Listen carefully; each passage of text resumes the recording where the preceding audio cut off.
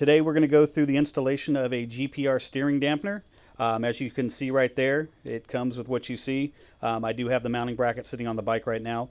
We're going to review that on the installation on this, which is a 2013 Kawasaki 636.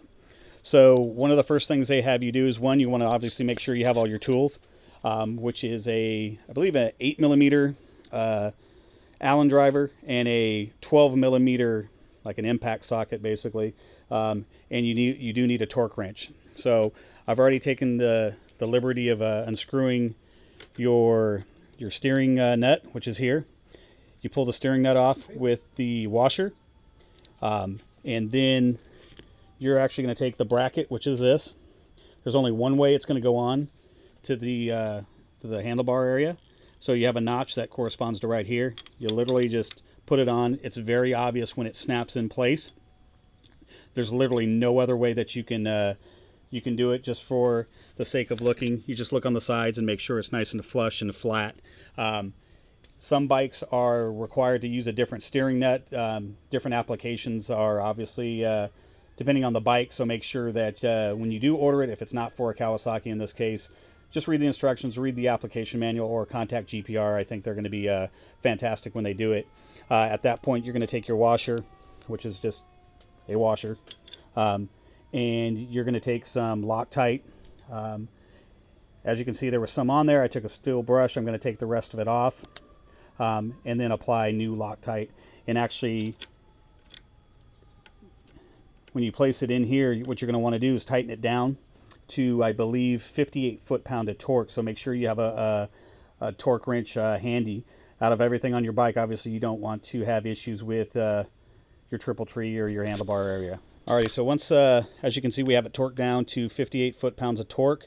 All that information is actually in the service manual, and you can jump on, I don't know, any of the websites out there. I think cowieforums.com or zx6r.com actually has a link to download the PDF of the service manual. And I do recommend you guys get it. It's free. So, yeah, go ahead and download it. So the next thing they want you to do is actually take the gas tank screws off and put them aside, because we're not going to be using these. You're going to actually take the bracket and just determine how it mounts. So in this case, it actually mounts with the Bose side of it away from the gas tank. And when you put it on, they don't want you to put any type of Loctite or anything like that. My trusty camera assistant here is actually using some white lithium grease, so in this case we're going to put some on here. I believe they said you can use anti-seize also, so that's definitely an option for you. So when you put it on, you just literally place them in, and they want you to loosely put them in there. I probably should have got a rag between the bracket and the gas tank so I don't scratch it up. But you literally just make sure they're in there. You lightly screw them in. Don't force them. Make sure they're not stripped out or anything like that.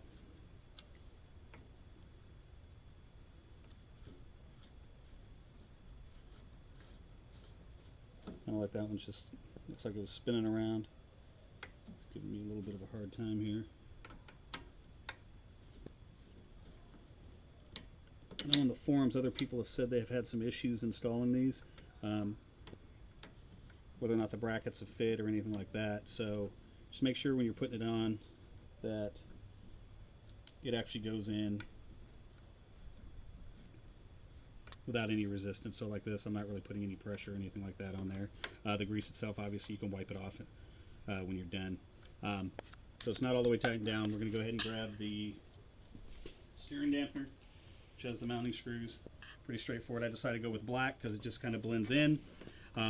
I'm not that flashy type of guy. I was thinking about doing red to match the caps here, or maybe even gold, but I decided to go with something like this and maybe do brake and clutch levers a different color in this time.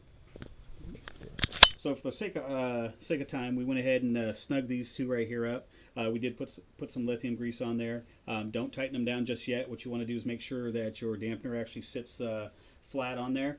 Don't do what I did, and like I said in the video before, is put the washer. The back mounting plate actually is the washer, so don't put the washer on with the steering nut. What you're going to want to do is make sure that it's aligned. It's actually sitting nice and flat all the way around, and you're going to go ahead and, so it's flat right here, you're going to go ahead and try to hand tighten your bolts down, so this way you don't get them stripped or anything like that. So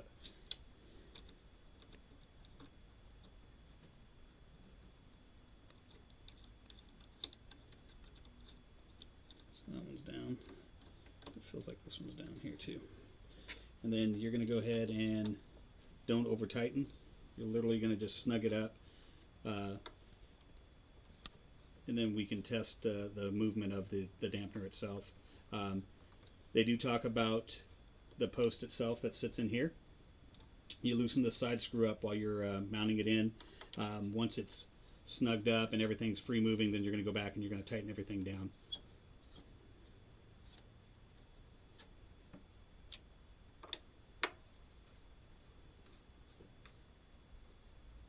And then off the top of my head, I don't know what the torque spec is for this. I'm probably assuming 30-ish. I'm going to have to look it up. So for right now, we're just going to kind of slightly snug it up. We're going to leave this loose for right now. And then we are going to just hop on and we're going to give this give it a twist. They do say start it off at 1. So as you can see, it actually moves real free.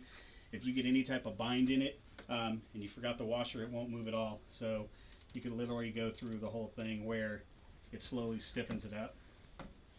And then if you go all the way to 20 in this case, it's actually really stiff. I'm not going to ride it at 20. And then this is just basically something that you're going to kind of have to get yourself comfortable with, depending on the type of roads that you ride, whether it's highway, whether it's a lot of twisty type of track, rough, whatever it may be. It's just personal preference. So as a whole, that's the install of a GPR steering dampener on a 2013 Kawasaki 636. And depending on the camera angle, you can see my son's Ninja 300 that he got for himself. So if you guys have any questions, feel free to post up. Anything like that, just let me know, and enjoy. Thanks.